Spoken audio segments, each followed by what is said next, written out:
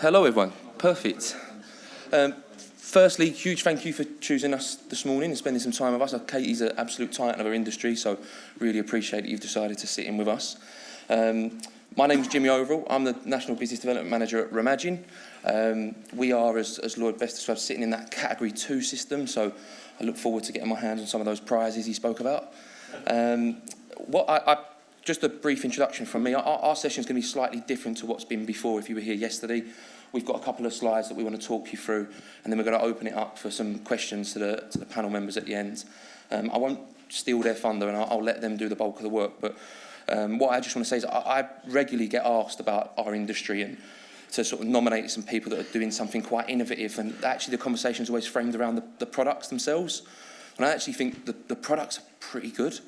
Amongst some of the things Lloyd Moylan said yesterday, that was another thing that I disagreed with when he spoke about the products part of it. It's actually the bit that we're missing is the partnerships element, or how we're accessing them, how we're working together to evolve them. And this particular partnership, I'm fairly new to Remagin. I will be biased because I am on the payroll. I think this is fantastic and this is truly sector leading. So I don't want to big them up too much because they've now got to live up to that. But I will pass over to my colleagues who will talk you through it. And then at the end of it, we'll open it up to some questions and you can pick their brains on how it's working. So there we are. Okay, so I'm Scott Bibby. I'm the country manager at Remagin. My career is quite varied. So construction, aerospace, rail manufacture, and now off-site construction as well. Remagin, as Jimmy said, light gauge steel, 2D panelised solution. Just some statistics on the screen there gives you a bit of a feel for where we operate across the UK and Ireland, even Jersey as well. And we've started exporting into Europe through the ETEX link, which I'll talk to you more about in a moment. Just before we get into this, I think, personally yesterday, for those that were here, there was some really, really good conversations going on. There is a hell of a lot of challenges, and I don't think there's any silver bullet or any one answer to solving the housing crisis. However, there is a lot of positives going on as well, and we believe what we've got is a success story and is part of the answer. So ETEX is our parent organisation, multinational, quite a big outfit, just under 4 billion euros per annum.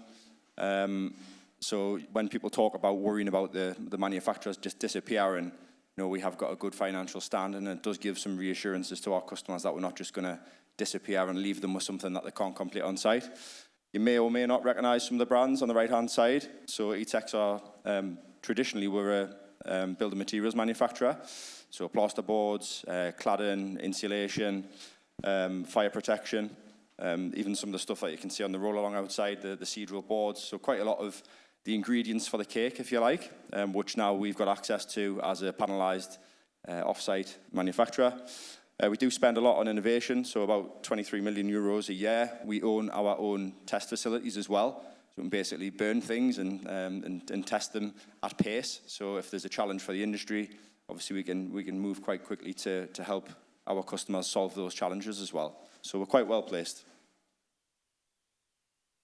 I'll hand over to Peter. Yeah, so my name's Peter Forsyth. I'm the Director of Strategic Initiatives at McCarthy Stone. It's a fantastic title. What does it mean? It means I'm responsible for the technology aspects of new ideas, and consequently I was the person that really led the charge into MMC in McCarthy Stone in the probably 2018. We started just before COVID, and then we had the usual break that everybody had in COVID, and we picked up afterwards. And we will talk about the partnership later, but one of the things that we were very grateful for was at that period where nobody was doing much, really. We'd shut down what live sites we had, and we were kind of development program had stopped. Remagin, or Sigma as they were then, actually kept with us, so they didn't move away. We did have a Type 1 partner, which I won't name, but they didn't. They kind of exited stage left, pursued by a bear, I think the expression goes. So McCarthy Stone is the biggest retirement house builder in the UK. This slide's a little bit out of date. So we've now got 549 developments. And the thing that we do is we develop from soup to nuts, really. So we find the land, we develop, go take it through planning, we build it, and then we operate and maintain it. So I think that's quite important in retirement living, that the people who buy or rent what we produce, have that confidence that there's this continuity and they're not going to be handed over to some a landlord of the type that Lord Best referred to. We used to operate in a divisional approach, so the 4 divisions there. We've actually now created a national focus. That was for 2 reasons. The principal one being that when you have 4 divisions, you have at least 4 ways of doing something. You've probably got 8, quite frankly, because they can't even do it in the same divisions. Now we've got a national control, which allows initiatives such as this to be slightly embedded more fully.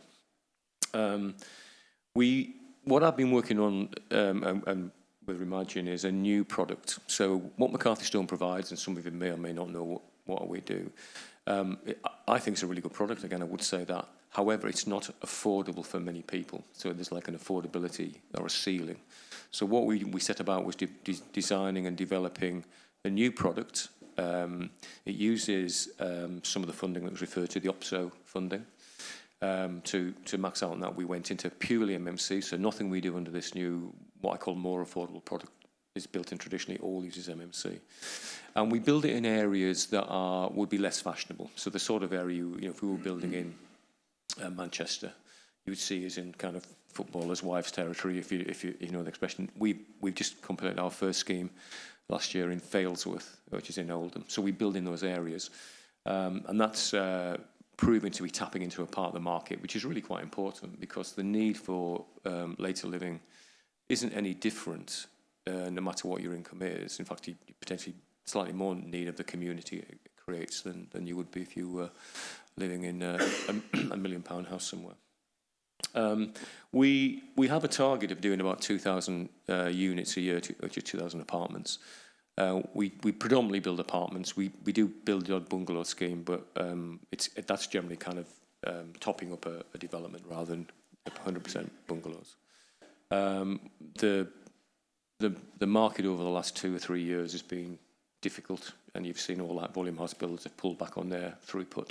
It's simply, there's no point building something if you can't sell it, and people have been reluctant to take that risk because of the uncertainties in the market, but in the world generally. We're starting to see that ease off a little bit, so we hope that the 1,400 we did last year will climb back to 2,000. I think that's that, yeah. So, what are the market drivers that work for us? And there's a lot of commonality, and Lord Best is well known to us because he is a champion of later living, as we call it.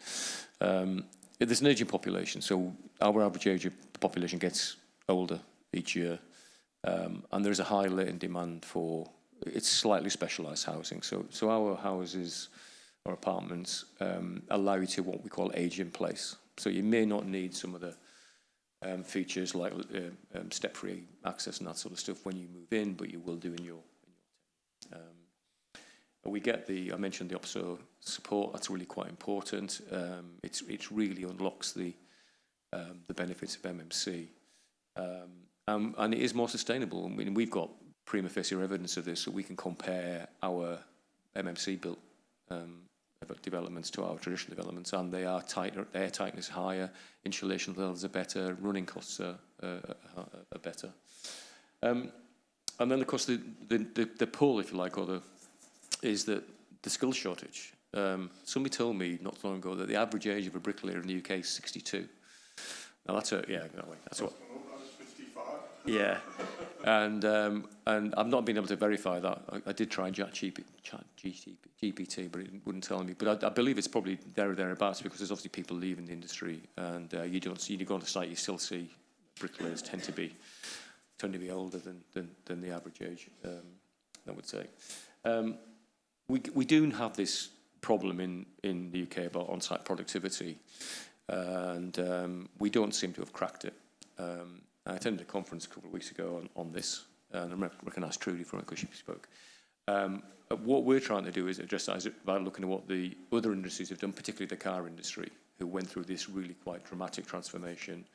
We're trying to apply some of the lessons there, but this is a difficult industry to do that. But that's important. MMC is a big player in that because it's done in parallel and it's done it to a high levels of productivity because it's got the factory kind of productivity levels.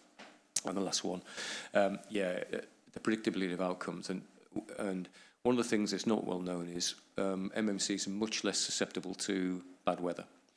So in January last year, when we were building Failsworth, in January we had only 4 days where the bricklayers could work. 4 days, because of either wind, weather, wet or ice. We've had it again, we've just been through that, but the Remagin team on site lost no time. In fact, the only thing that really challenges them is high winds, because the lifting's relatively heavy balance. And that gives you better predictability, because I've been in construction for a long time, and I know the go-to excuse for why you were late is, oh, it was the weather. It was too wet, it was too hot, it was too cold, it was too dry, you know, whatever it would be. It's always the weather. In fact, it's such a feature in Europe, I don't know if you know this, you can actually insure against it. You can actually take out, you predict how many days you think you're going to lose to temperature, and it's like it's a bet, you know, basically. If you get more than that, you get paid out. If you get less than that, then you lose your insurance. So there is that pull that really makes MMC not just the answer because you get funding and because you get support, and it is better, and it does ease that skill shortage that we're encountering today. Is you or me? Is it me? All right, okay. Scott and I did this presentation at ETEX's global conference. So he didn't tell me that. I thought I was doing it once. I didn't realise I'd do it 7 times over a period. So I was quite good at the end of that, but that was a while ago. So why a partnership? We set out at the very outset, and there'll be a slide for one that'll explain this in a bit more detail, to find somebody to do this with. I mean, MMC's, the only quibble I have with MMC is the modern's not that modern. It's been around for quite a while. But it's modern in the context of actually it hasn't been well adopted or fully adopted. So we know from our experience that we get 50% fewer defects at handover. So that's a measured figure from us. So that's not just, you know, it's not exactly 50 clearly, but obviously it reads better. We think it can be up to 40% shorter. That's our target. We're currently, I think with the frame, which replaces the block inner leaf on a structure, we can put the frame up in about 9.5 weeks, 9 weeks, 10 weeks, depending on the height we go to. We typically go to 3 stories. And it's pretty predictable, you know, whereas traditionally it'll be kind of twice that, you know. And then of course the fit out then starts to become more typical, you know, at the end of the day you can't do too much in a factory unless you're doing type 1. What I should have said was we do type 2. And if there's any questions on why we chose type 2, I can answer that one later. And I believe, and I've done the analysis myself, that actually it's cost comparable. It's at least break even. Part of the problem is that a lot of people use estimating systems and techniques that rely on benchmarks from traditional building. So it's set up and it doesn't recognise some of the disbenefits. You know, I mentioned the weather, they rarely properly identify the weather, that sort of thing. What that generates is a need to standardise. So I mentioned the car industry, you know, they don't, everything that goes down the line is generally the same one as they went down the line an hour ago or a day ago. Whereas in McCarthy Stone, I think it was 549, we've never built the same apartment block twice, except on this Evolve project. We have 4 floor templates, 2 3-story, 2 4-story. They're all L-shaped, and the reason there's 2 3-story is we're looking at square sites versus rectangular sites. So actually, we've got a high level of repetition, which is great news for the trades because they've come and they've done it, they've seen it before, and it's great news for MMC because we can get a high level of standardisation, the design, and what goes through it. That gives the people that support us, and obviously Remagin are the key one in this, confidence to invest. Because obviously investment in factories, and I'll best refer to a few that have gone out of business, it is not small. I mean, it's tens of millions of pounds when to do a type 1. I know a lot of times they're using other people's money, but they get a bit upset when eventually you close the factory down. And there has been several very high-profile failures. And what that generates is can't read that. Yeah, the key thing, which is a predictable pipeline. Lord Best mentioned this. So what we can do as McCarthy Stone is we can provide a predictable pipeline, and we do have that. We share our pipeline with Remagin. They know what we are doing. The only indeterminate phase from the minute we buy the land to the minute we put our first homeowner in is the planning program, which that's nothing new in that. That can vary from our fastest planning application from submission to resolution to grant was 13 weeks. Our longest was 1.5 years. And if you looked at the two buildings, you go, well, exactly the same. And I go, yeah. And that's one of the problems. But this pipeline gives them the confidence to invest and gives them the confidence to innovate on our behalf and on their behalf to actually improve the product. I think I'll just add on that as well. It's not just a pipeline, but it's a consistent pipeline. So we are very lucky that McCarthy Stone and their CEO as well, John Tonkis, actually comes from an off-site background. Yeah. So he understands it, he gets it, he knows that we need, not just yeah, I'll give you 10 projects a year, but that's no good to us if it's all in January, then nothing for the rest of the year. So they are quite unique in that they do the best to try and release at a certain beat rate for us as well. So that gives us that consistency, so we can ramp up, scale up, make sure we've got the right levels of people in the factory to deliver. So it is massive. I don't know of any others that have got that relationship where they understand and try and set their business model around that as well, so that we've got that consistent pipeline. Yeah. So why did we pick Remagin or Sigma? We competed it. So I ran 2 competitions, one for Type 1, one for Type 2. I don't think it was called Type 1 and Type 2 when we started. Sorry? Sorry? Category 1, Category 2, yeah, sorry. Yeah, well, it wasn't called that when I started because that came in after the competition. But we ran the competition. We had 5 Category 1, 5 Category 2 suppliers from around Europe, so we didn't just stick to the UK. And that was this right to compete. We'd done a pre-selection. We'd gone to companies that looked like they had the culture, but also the technology that we would want. And as Scott mentioned, our CEO, John Tonkis, has a track record in this because he established the Unite modular factory in Stonehouse, I think back in 2003, which is why when people talk about that's 22 years ago. We then basically had a competition. Now, the bidders didn't know what success looked like for them in the sense they probably knew some had to do with price, but it was actually a price quality thing, and the quality was measured around the commitment to develop the product. So at that time, a Category 2 panel was pretty much, I used to call it a ladder. When I was trying to describe it to people, I said it just looks like a ladder. Other than the external walls, there's nothing attached to it. But we had this vision, John and I had this vision to go to what I call a closed panel. So basically, you maximise or you optimise, preferably, the amount of PMV. And at the time, the team asked this a very simple question. I asked of everybody. Said, "Will you work with us to get towards a closed panel?" 2 said no, which was okay. 1 didn't understand the question, and 1 said they'd need to know more, and Sigma said yes, and then proceeded to tell me how they would support me. So they kind of got it. They weren't.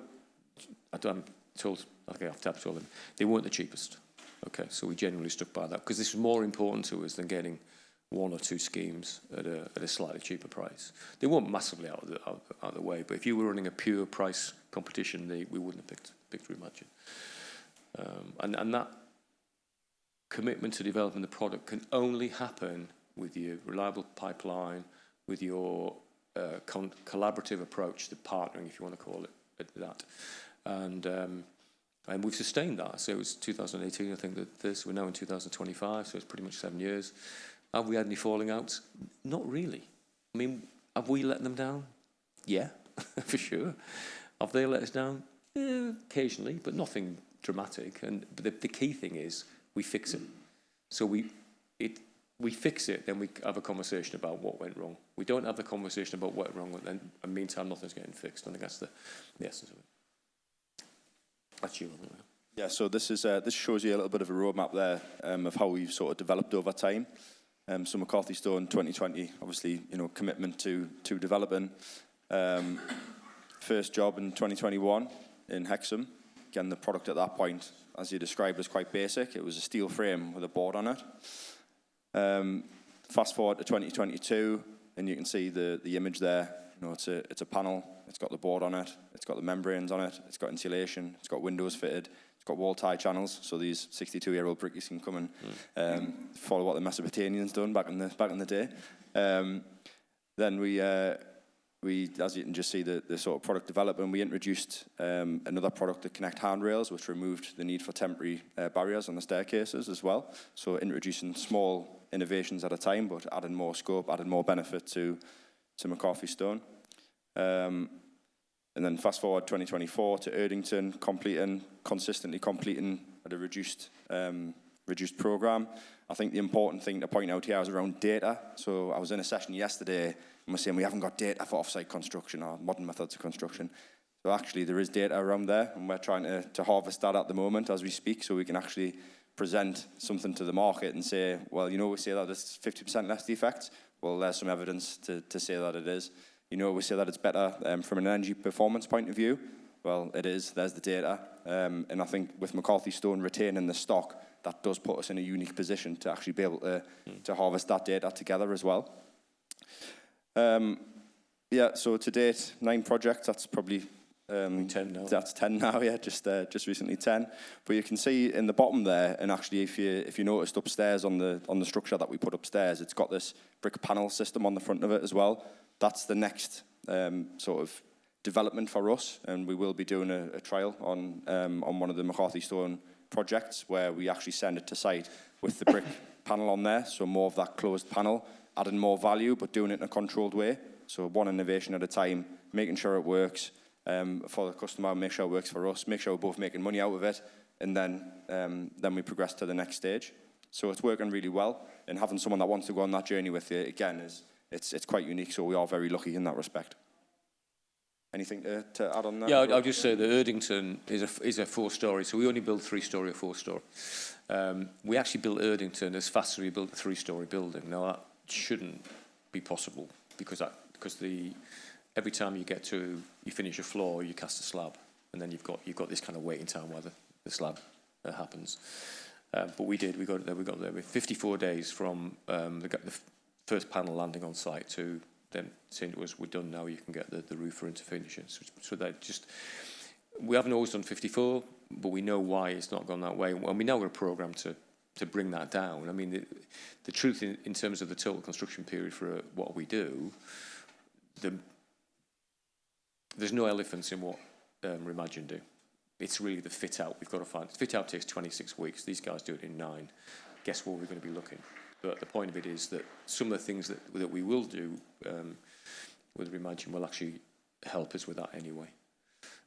Because the more we can get done in the factory, so we've got in the programme to look at doing first fix on the panels in the factory, so that will actually take time straight out of the critical path for the thing. And then the only thing I was going to say, no, don't worry, we'll catch up. I was going to just talk about the panel. But. So lessons learned, I think obviously a key thing to this is the relationship, and Peter mentioned before, it's about being open. When you fail, you know, let's learn together and not fail again. So really the commitment, not just as a business, it's okay for the chiefs to say, yeah, go and work together, but the Indians need to work together as well. And we've got dedicated teams within McCarthy Stone and within Remagin that support each other, work together, get to know each other, you know, preferences and ways of working, and it really shows that benefit for us. Trust and openness. You know, if we're gonna fail somewhere, you know, talk about it. Make sure that we're, you know, giving each other the benefit of that openness and trust. Drive as well, basically pushing things forward. We've mentioned about the product development. We've both got that desire to do that, and we've both got the desire to share that gain as well, and we are committed to sharing that. So if it works, then we both benefit from it. I think the next bit is yourself, about the detail. You like to sweat the detail? Yeah, so the journey that McCarthy Stone had with light gauge steel wasn't a smooth one. So we did our very first scheme that Scott mentioned, 2021 in Hexham. It went like a dream. It finished ahead of schedule. It finished on time.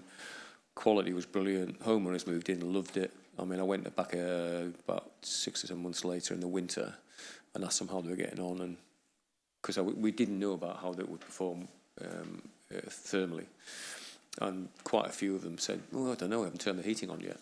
Genuinely. And now this isn't designed to passive house standards, this is just air tightness 3, U values of 0.17, which will probably be where we are in the new future home standard. And then we said, okay, in that divisional structure that we showed you, do one each. I knew this beforehand, but they went, yeah, okay, we know about building. We can do this, don't worry. So they used an architect that had never done one before. They used trades that had never worked on one before. And it was a disaster. Well, it was a disaster, but we overrun by many, many weeks. And of course, anybody saw that. MMC's for the birds, you know, we're not going to use it. But there's things like, they just didn't do, so we had like a playbook. We had all the lessons learned, we had a playbook to do it, you know, how we do it. And the biggest single factor was they never sweated the details. So they took details from a traditional building and thought, well, we can do that in MMC. Well, you can't. I mean, you just cannot do that. You've got to sweat the detail. You've got to understand the system that you're working with. But they knew better. I mean, and I had more arguments in than that 6-month period where I think it was 3 that we did. And it challenged the relationship because, of course, typical old contractor, we were blaming suppliers. Never our fault, is it? And and as a consequence, our chief executive said, right, that's it. The divisions aren't doing this work anymore. And that's why the Evolve project that I talked about came in to try and really develop and stabilise the situation. So sweat it. Don't think you know how to do it, because the truth is you don't. And you want to avoid the lessons. You know, it's taken us 5-6 years to get to where we are today, and we have made missteps on the way. But we've learned from it, and we've factored that into the process now. And it's both in the factory. So I think Scott would admit that they, particularly when we innovated and started putting the windows in, that's a different challenge. It's a different type of thing. And on site, you know, one of the things you've got to be careful with the steel structures, you can't go drilling holes anywhere. You know, it's not like a block where, you know, the block's pretty homogeneous. It's kind of performance. You can't go drilling holes out the structural steelwork. Been advised, but people, remarkably, if you don't tell them that, they will. So there's that type of thing. You know, sweat the small stuff, and then yeah. So, and this is the thing. So we're not the only stakeholders in this. The follow-on trades, and again, we are using kind of fairly traditional follow-on trades. They do things slightly differently. For example, the dry lining, you double board everything in a structural wall in a light gear steel frame. They need to be educated and brought along and have their hand held. Likewise with the carpenters. I mean, one of the things that you get with a light gauge steel frame is a very tight tolerance. The frame is built to plus or minus a millimetre, generally plus or minus a millimetre. I've no idea what a trad one would be, but floor to floor, probably at least 25 millimetres can be out. So we now pre-cut the plasterboard. And you can't do that in the trad scheme. So what happens is, and we get it from Cineat. One of the things I was going to mention was, the ethics guys came and said, oh, we'd like to use Cineat board. And I said at the time, I said, okay, but not a penny more. Because we were using BG and Knauf, and they still actually talk about that, not a penny more inside the ethics. Because the point was, I don't mind the vertical interarray, because I'm pretty agnostic about the plasterboard. But I don't really want to pay a premium, you know, for something that I don't necessarily need.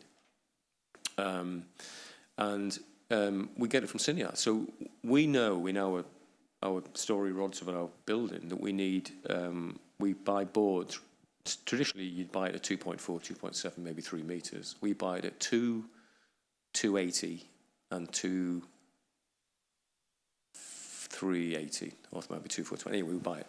And it's 3 advantages. We buy it by the square metre.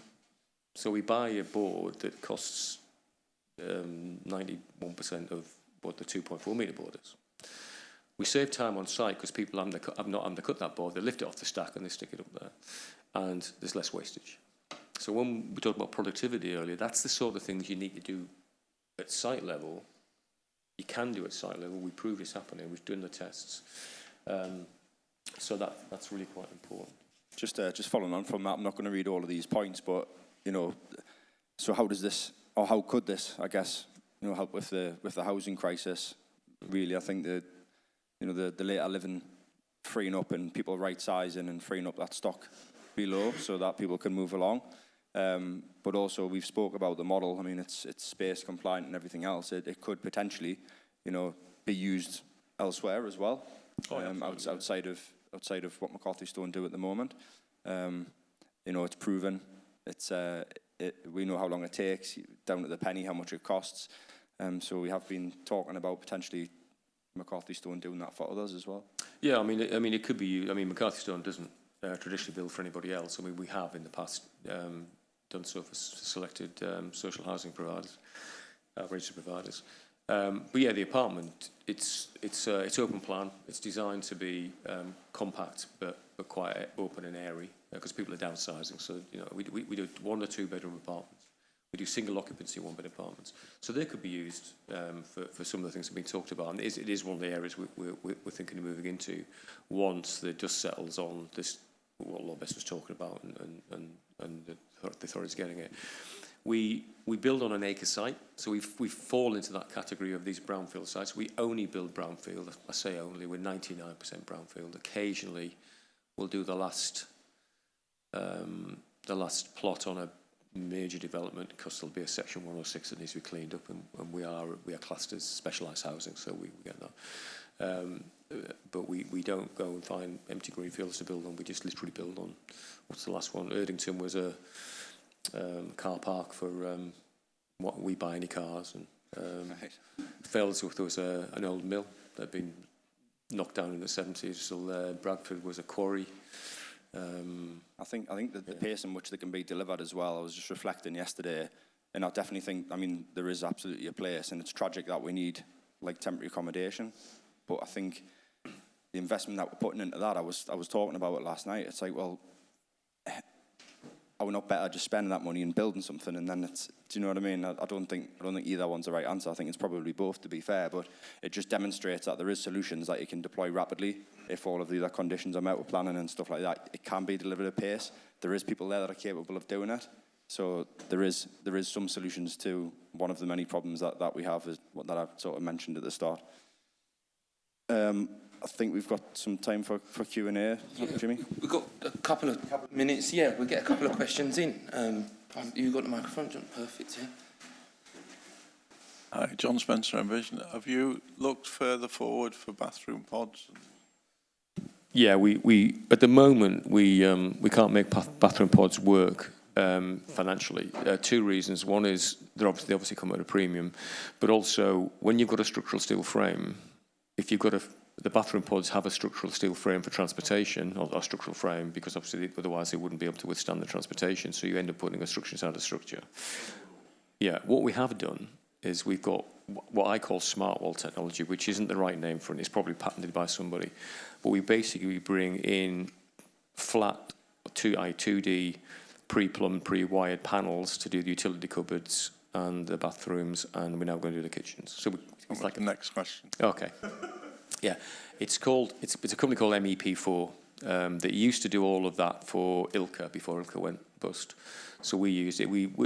It's working. I mean, I haven't seen the savings come yet, but they're definitely there. Partly because the rest of the trades haven't worked out that they're going to be out of the room in an hour, not a day, sort of thing. That's the MEP pods. Sorry. MEP, the mechanical electric. MEP4. Oh, do you mean for the energy? Yeah. No, the MEP4 is the manufacturer of these panels. They're the people who actually do the panels. Right. They make the panels up in a small factory in Sheffield, I think. Yeah. Other questions? Thank you. Really interesting and very open and honest. I think it's a very, very positive conversation. I've got a question because you have that long-term view, so that's obviously really helpful in terms of you optimising what you're deciding to do at key points. And it's probably too early to tell, but I'm just interested in how the differences in what you've built impact your care and maintenance of the buildings and changing kind of over time, because that's obviously, you know, to reveal those savings and those benefits to you long term, you need to have your life cycle set up. So we have done. Is that part of your evaluation? Yeah, we have to, because we have another part of the business that gets really annoyed with us if it falls over or needs more maintenance.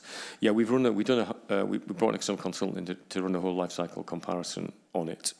The frame itself is is better than a traditional frame. I mean, it literally is 125-year design life. It needs no maintenance in its own right. It's very well protected. I mean, the building regs that apply to, or the building NHBC or Premier, you go an extra mile. So, for example, we lift all of the frame at least 150 millimetres off the ground so that there's no problem with water attack. But it is galvanised and it works really well. Today, we're using a traditional brick envelope. So Scott mentioned that in the factory, they're fitted with the channels, the brick tie channels. So use a traditional brick envelope. So that's exactly the same. The insulation, we took a decision around about 2020 to use no combustible components in our through wall, apart from the UPVC windows, which are obviously outside of it. So we use a mineral wool insulation. We don't use PIR. We could get a cheaper solution with PIR because you get about the same insulation for about half the depth.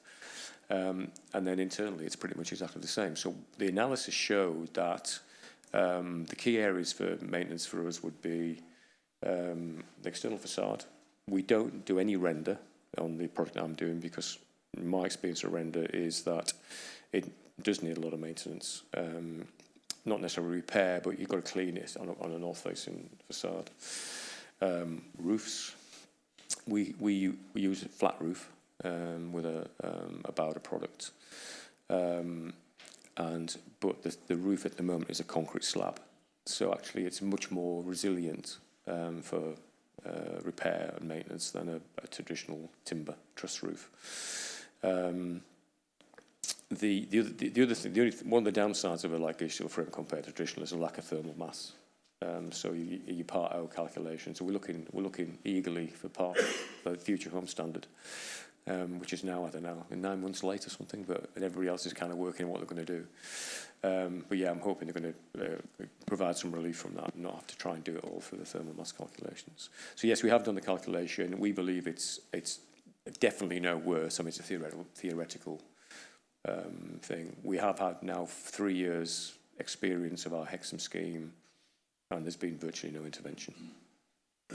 Or if there had, the intervention's been kind of fair wear and tear on the internal fittings, really, rather nothing to do with the structure. One final question, and then the conversations can continue over coffee. Alice? Thanks very much for that. I am a bit concerned about overheating in the future, and I just wondered to what extent you've built that into your future, design development. Are there things you're thinking of doing that you're not doing at the moment? So I mentioned we're waiting to see what the future home standard is. So today we comply with Part O. So it's fully compliant with Part L, Part O, Part F. We have solutions that we can bring in. All of our apartments are fitted with an MVHR, so which is really about ventilation, but it does give you a certain amount of cooling in the summer. I wouldn't rely on it. But when the future home standard comes out, we see what they've done. So, for example, the big thing is, will they permit internal shading? Because what I do, I've got a south-facing part of my house, and in the summer, some of it becomes unbearable, so I close the curtains and it's bearable. You're not permitted to do that in Part O currently. When I asked the question, somebody said, well, you can take curtains down. I said, well, you could apply that to any part of the building regulations. You get your certificate and then you can go and do something completely different. So yes, we have to comply, particularly as we're later living. So our homeowners are more susceptible to variation in temperatures than the average person.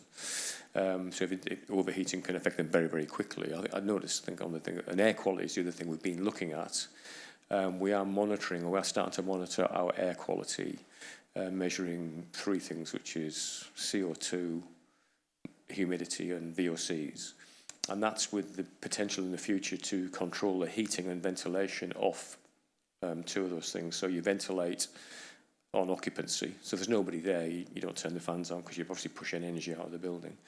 And you heat on, get this right, or ventilate on humidity and occupancy.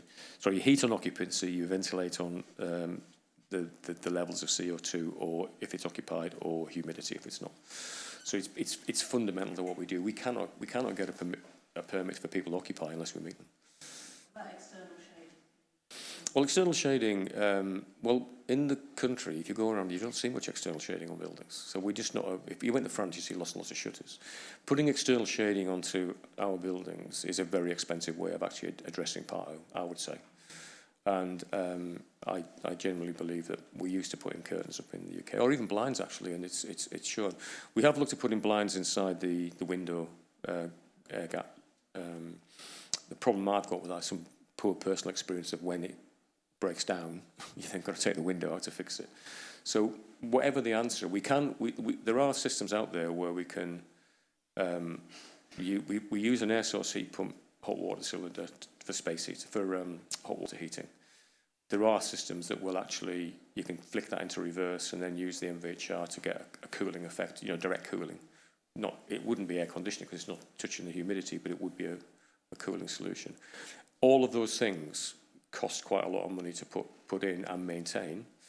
And if you're trying to build an affordable product, then of course everything makes it unaffordable. I mean, there's a thing I was going to call a Lord Best a minute ago. There's the thing going on at the moment about BS 991, where we are in the farcical situation that if I was building to 18 metres, the recent statement from the Building Safety Regulator would allow me to use BS 991 2015. I'll continue to use it.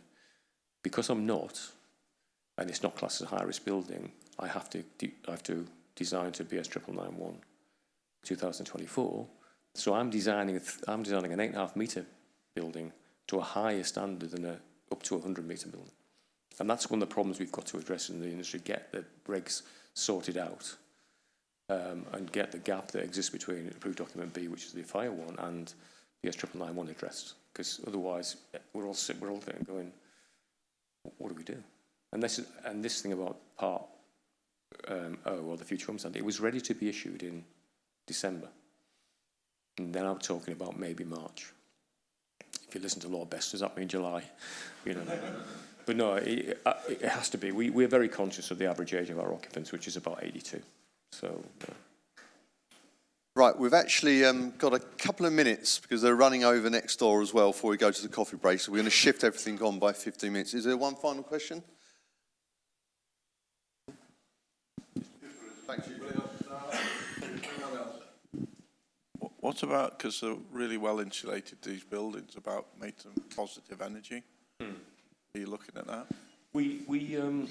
What we find with our homeowner profile is to make the heating system as simple as possible. We've explored over the years things like underfloor heating, and they find it too difficult to work with. Now that's sorry, the question, it's to do with, more PVs, creating more energy, and actually getting the revenue from that energy. Yeah, so traditionally we would only put PV on a building to get to the SAP rating we wanted. However, in our first scheme in Aylesworth, we maxed out on the roof. We've got a flat roof, so actually it's great for putting PV on. And we're just, what we were trying to get to is zero communal bills, because we have communal facilities in our apartments, so that homeowners only pay for the heating of their own apartment. We just literally were 4 months into the trial. We now know that the predicted model for the PV generators is about right. What we don't know is utilisation. So that one's been heavily monitored. But the idea would be, pinching Octopus's idea of zero bills. The reason I was going down the alternative heating is that Octopus will really only do that for you if you put an air source heat pump in for your space heating. We do it for our hot water heating, which in apartment living is the main energy draw. But we haven't done for space heating because of the complexity of operating that. But yeah, we are looking to, and we'll wait for the new Future Home Standard to see how they're going to treat the amount of PV that you can utilise in the base model. There is technologies out there though. We had a conversation just before about potential wind generation, small wind generator. Yeah, I mean, I looked at a horizontal turbine that sits in the parapet of a building or on the ridge of a building. It's Chinese technology, but unfortunately it was franchised to a company in Britain that seems to have lost interest. And one of the advantages, of course, that solar energy is great in the summer when the sun shines. The nice thing about wind is it's counter-cyclical, so it's better in the winter and it blows at night, sort of stuff, and that would really help, but we just can't find the technology. But solar we definitely think for the early results, because we've gone through the winter, we can probably get rid of the bills. We've not exported anything. We've not found the need to export any energy yet. Three-storey.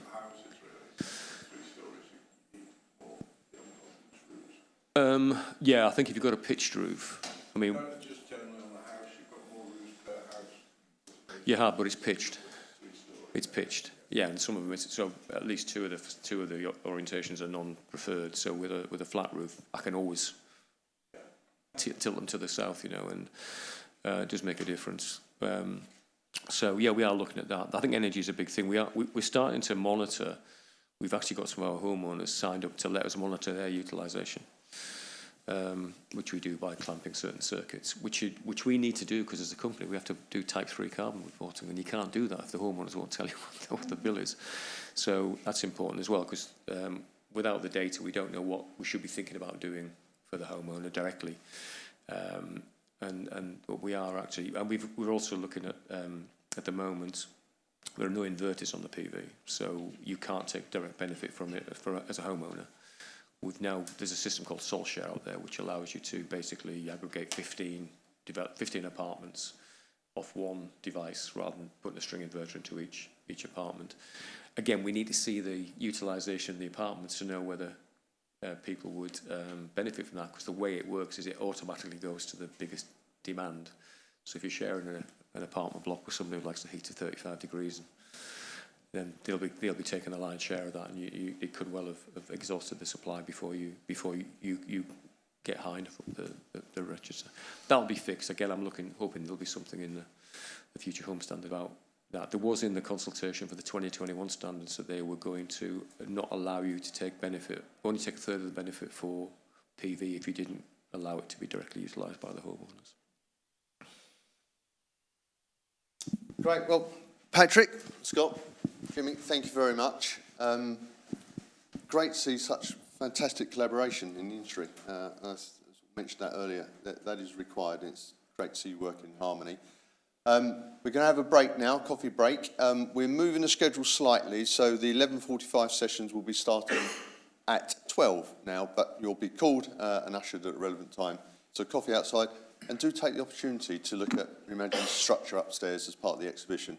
I know Jimmy and Scott will be on hand to answer any questions you may have. So, yeah, just add to that, we've got our design manager with us here today as well, so if you've got any design-based questions, Sarah's a very expensive resource for our business, so please make the most of her services today. Yeah. Thanks, Jimmy. And can we give everyone a round of applause? Thank you.